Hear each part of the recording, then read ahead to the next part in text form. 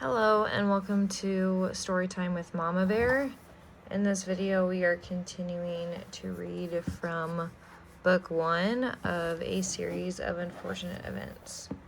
Sorry, I might have to back that up just a little bit to be able to find. Okay, and then just a friendly reminder, I'm not the only one reading this book, so that's why there's another bookmark in here.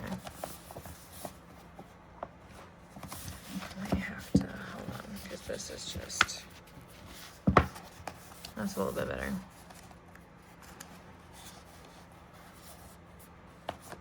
Okay, chapter 7.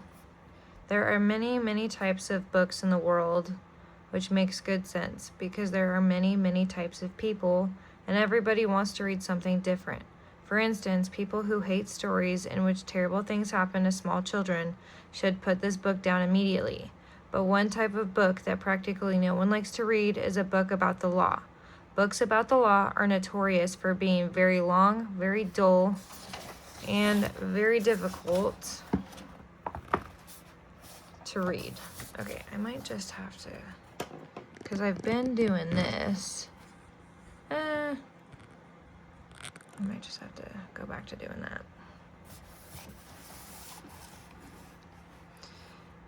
This is one reason many lawyers make heaps of money.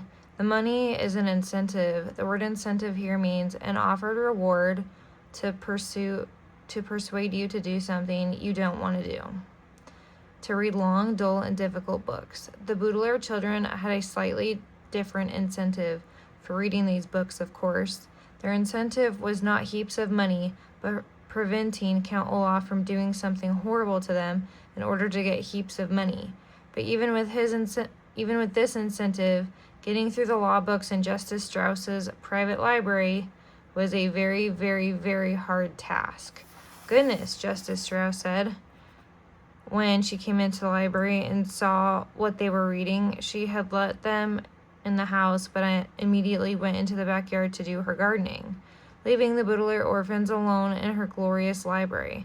I thought you were interested in mechanical engineering, animals of North America, and teeth. Are you sure you want to read those enormous law books? Even I don't like reading them, and I work in law. Yes, Violet lied. I find them very interesting, Justice Strauss. So do I, Klaus said. Violet and I are considering a career in law, so we are fascinated by these books. Well, Justice Strauss said, Sunny can't possibly be interested. Maybe she'd like to come help me with the gardening. Whippy! Sunny shrieked, which meant I'd much prefer gardening to sitting around watching my siblings struggle with law books. We'll make sure she doesn't eat any dirt, Klaus said. Or we'll make sure she doesn't eat any dirt, Klaus said, bringing Sunny over to the judge. Of course, said Justice Strauss. We wouldn't want her to be sick for the big performance. Violet and Klaus exchanged a look. Are you excited about the play? Violet asked hesitantly. Justice Strauss's face lit up. Oh, yes, she said. I've always wanted to perform on stage, ever since I was a little girl. And now Count Olaf. Here, let me adjust this because this is driving me nuts.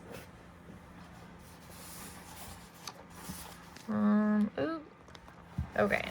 I'm sorry. I went to edit the video and upload it and everything, and it turns out it did not record everything I was reading, so that's awesome.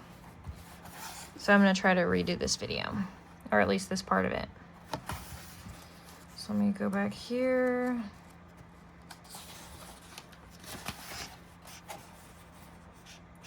And now Count Olaf has given me the opportunity to live my lifelong dream. Aren't you thrilled to be part of the theater? I guess so, Violet said. Of course you are, Judge Strauss said. Stars in her eyes and sunny in her hands, she left the library, and Klaus and Violet looked at each other and sighed. She's stage-struck, Klaus said. She won't believe that Count Olaf is up to something no matter what. She wouldn't help us anyway, Violet pointed out glumly. She's a judge, and she'd just start babbling about in loco parentis like Mr. Poe.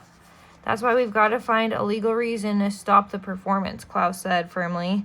Have you found anything in your book yet? Nothing helpful, Violet said, glancing down at a piece of scrap paper on which she had been taking notes. 50 years ago, there was a woman who left an enormous sum of money to her pet weasel and none to her 3 sons. The 3 sons tried to prove that the woman was insane, so the money would go to them. What happened? Klaus asked. I think the weasel died, Violet replied, but I'm not sure. I have to look up some of the words. I don't think it's going to help us anyway, Klaus said. Maybe Count Olaf is trying to prove that we're insane, so he'd get the money, Violet said. But why would making us be in the marvelous marriage prove we were insane? Klaus asked. I don't know, Violet admitted. I'm stuck. Have you found anything? Around the time of your weasel lady, Klaus said, flipping through the enormous book he had been reading, a group of actors put on a production of Shakespeare's Macbeth, and none of them wore any clothing. Violet blushed. You mean they were all naked on stage? Only briefly, Klaus said, smiling. The police came and shut down the production. I don't think that's very helpful either. It was just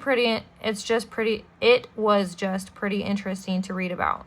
Violet sighed. Maybe Count Olaf isn't up to anything, she said. I'm not interested in performing in his play, but perhaps we were all worked up about nothing. Maybe Count Olaf really is just trying to welcome us into the family. How can you say that? Klaus cried.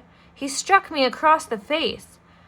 But there's no way he can get a hold of our fortune just by putting us in a play, Violet said. My eyes are tired from reading these books, Klaus, and they aren't helping us. I'm going to go out and help Justice Strauss in the garden. Klaus watched his sister leave the library and felt a wave of hopelessness wash over him. The day of the performance was not far off, and he hadn't even figured out what Count Olaf was up to, let alone how to stop him. All his life, Klaus had believed that if you read enough books, you could solve any problem. But now he wasn't so sure. You there! A voice coming from the doorway startled Klaus out of his thoughts. Count Olaf sent me to look for you. You are to return to the house immediately. Klaus turned and saw one of the members of Count Olaf's theater troupe, the one with hooks for hands, standing in the doorway. What are you doing in this musty old room anyway? He asked in his croak of a voice. Walking over where Klaus was sitting, narrowing his beady eyes, he read the title of one of the books. Inheritance Law and Its Implications, he said sharply. Why are you reading that? Why do you think I'm reading it? Klaus said. I'll tell you what I think. The man put one of his terrible hooks on Klaus's shoulder. I think you should never be allowed inside this library again, at least till Friday. We don't want a little boy getting big ideas. Now, where's your sister and that hideous baby? In the garden, Klaus said, shrugging the hook off his shoulder. Why don't you go and get them? The man leaned over until his face was just inches from Klaus's, so close that the man's features flickered into a blur. Listen to me very carefully, little boy, he said, breathing out foul steam with every word. The only reason Count Olaf hasn't torn you limb from limb is that he hasn't gotten a hold of your money. He allows you to live while he works out his plans, but ask yourself this, you little bookworm. What reason will he have to keep you alive after he has your money? What do you think will happen to you then? Klaus felt an icy chill go through him as the horrible man spoke. He had never been so terrified in all his life. He found that his arms and legs were shaking uncontrollably, as if he were having some sort of fit. His mouth was making strange sounds like Sonny always did. He struggled to find something to say. Klaus heard himself choke out. When the time comes, the hook-handed man said smoothly, ignoring Klaus's noises, I believe Count Olaf just might leave you to me, so if I were you, I'd start acting a little nicer. The man stood up and put both his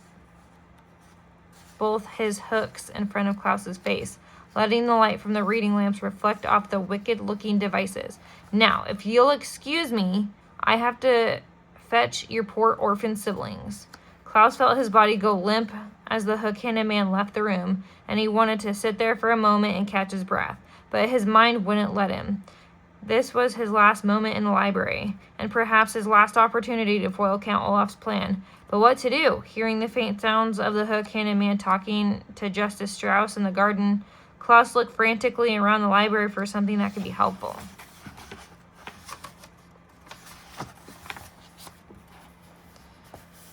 Then, just as he heard the man's footsteps heading back his way, Klaus spied the book and quickly grabbed it. He untucked his shirt and put the book inside, hastily retucking it just as the hook-handed man re-entered the library, escorting Violet and carrying Sunny, who was trying without success to bite the man's hooks. "I'm ready to go," Klaus said quickly, and walked out the door before the man could get a good look at him. He walked quickly ahead of his siblings, hoping that nobody would notice the book-shaped lump in his shirt. Maybe, just maybe, the book Klaus was smuggling could save their lives. Chapter 8. Klaus stayed up all night reading, which was normally something he'd love to do. Back when his parents were alive, Klaus used to take a flashlight to bed with him and hide under the covers, reading until he couldn't keep his eyes open. Some mornings, his father would come into Klaus's room to wake him up and find him asleep, still clutching his flashlight in one hand and his book in the other. But on this particular night, of course, the circumstances were much different. Klaus stood by the window, squinting as he read his smuggled book by the moonlight that trickled into the room. He occasionally glanced at his sisters. Violet was sleeping fitfully, a word which here means with much tossing and turning, on the lumpy bed, and Sunny had wormed her way into the pile of curtains so that she just looked like a small heap of cloth. Klaus had not told his siblings about the book because he didn't want to give them false hope. He wasn't sure the book would help them out of their dilemma. The book was long and difficult to read, and Klaus became more and more tired as the night wore on. Occasionally, his eyes would close. He found himself reading the same sentence over and over. He found himself reading the same sentence over and over. He found himself reading the same sentence over and over. Okay, so it looks like they actually put that same sentence in there about 3 times, so that's why it sounded like that. But then he would remember the way the hook hands of Count Olaf's associate had glinted in the library and would imagine them tearing into his flesh, and he would wake right up and continue reading. He found a small scrap of paper and tore it into strips, which he used to mark significant parts of the book. By the time the light outside grew gray with the approaching dawn, Klaus had found out all he needed to know. His hopes rose along with the sun. Finally, when the first few birds began to sing, Klaus tiptoed to the door of the bedroom and eased it open quietly, careful not to wake the restless Violet or Sunny, who was still hidden in the pile of curtains. Then he went to the kitchen and sat and waited for Count Olaf. He didn't have to wait long before he heard Olaf tromping down the tower stairs. When Count Olaf walked into the kitchen, he saw Klaus sitting at the table and smirked, a word which here means smiled in an unfriendly, phony way. "Hello, orphan," he said. "You're up early." Klaus's heart was beating fast, but he felt calm on the outside, as if he had on a layer of invisible armor. "I've been up all night," he said, "reading this book." He put the book out on the table so Olaf could see it. "It's called Nuptial Law," Klaus said, "and I learned many interesting things while reading it." Count Olaf had taken out a bottle of wine to pour himself some breakfast, but when he saw the book, he stopped and sat down. "The word nuptial," Klaus said, "means related to marriage." "I know what the word means," Count Olaf growled. "Where did you get that book?" "From Justice Strauss's library," Klaus said. "But that's not important. What's important is that I have found out your plan." "Is that so?" Count Olaf said, with one eyebrow raising. "And what's my plan, you little runt?" Klaus ignored the insult and opened the book to where one of the scraps of paper was marking his place. "The laws of marriage in this community are very simple," he read out loud. "The requirements are as follows: the presence of a judge, a statement of I do by both the bride and the groom, and the signing of an explanatory document in the bride's own hand." Klaus put down the book and pointed it at Count Olaf. "If my sister says I do and signs a piece of paper while Justice Strauss is in the room, then she is legally married. This play you're putting on shouldn't be called the marvelous marriage. It should be called the menacing marriage. You're not going to marry Violet figuratively. You're going to marry her literally. This play won't be pretend. It'll be real and legally binding." Count Olaf laughed, a rough, hoarse laugh. "Your sister isn't old enough to get married. She can get married if she has the permission of her legal guardian acting in loco parentis," Klaus said. "I read that too. You can't fool me." "Why in the world would I want to actually marry your sister?" Count Olaf asked. It's true. She is very pretty, but a man like myself can acquire any number of beautiful women. Klaus turned to a different section of the nuptial law. A legal husband, he read out loud, has the right to control any money in the possession of his legal wife. Klaus gazed at Count Olaf in triumph. You're going to marry my sister to gain control of the Baudelaire fortune. Or at least, that's what you plan to do. But when I show this information to Mr. Poe, your play will not be performed and you will go to jail. Count Olaf's eyes were very shiny, but he continued to smirk at Klaus. This was surprising. Klaus had guessed that once he announced what he knew, this dreadful man would have... Sorry, there's like a tiny little fly flying around. This dreadful man would have been very angry, very violent after all. He'd had a furious outburst just because he wanted roast beef instead of potantia sauce. Surely he'd be even more outraged to have his plan discovered, but Count Olaf just sat there as calmly... But Count Olaf just sat there as calmly as if they were discussing the weather. I guess you found me out, Olaf said. Simply, I suppose you're right. I'll go to prison, and you and the other orphans will go free. Now, why don't you run up to your room and wake your sisters? I'm sure they'll want to know all about your grand victory over my evil ways. Klaus looked closely at Count Olaf, who was continuing to smile as if he had just told a clever joke. Why wasn't he threatening Klaus in anger, or tearing his hair out in frustration, or running to pack his clothes and escape? This wasn't happening at all the way Klaus had pictured it. Well, I will go tell my sisters, he said, and walked back into his bedroom. Violet was still dozing on the bed, and Sonny was still hidden beneath the curtains. Klaus woke Violet up first. I stayed up all night reading, Klaus said breathlessly, as his sister opened her eyes, and I discovered what Count Olaf is up to. He plans to marry you for real when you and Justice Strauss and everyone all think it's just a play. And once he's your husband, he'll have control of our parents' money, and he can dispose of us. How can he marry me for real? Violet asked. It's only a play. The only legal requirements of marriage in this community, Klaus explained, holding up nuptial law to show his sister where he'd learned the information, are your saying I do and signing a document in your own hand in the presence of a judge like Justice Strauss. But surely I'm not old enough to get married, Violet said. I'm only 14. Girls under the age of 18, Klaus said, flipping to another part of the book, can marry if they have the permission of their legal guardian. That's Count Olaf.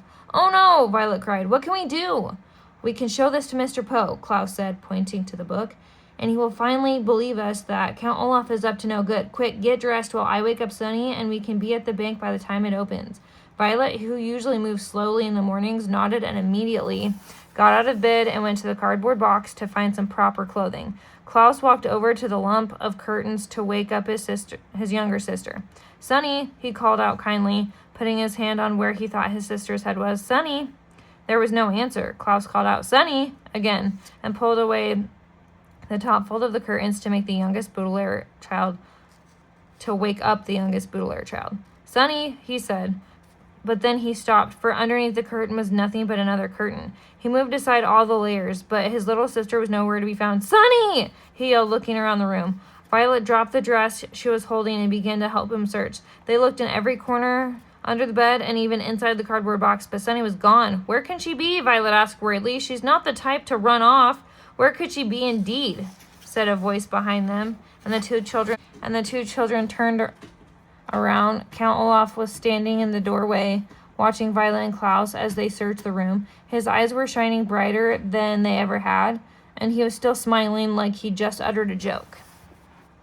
Okay, with any luck, that saved all of my progress. We'll see kind of how that goes. If not, there's always tomorrow, because I'm kind of wiped out. I hope everyone is enjoying the book so far. Please make sure to like and subscribe, and we'll see you next time. Bye.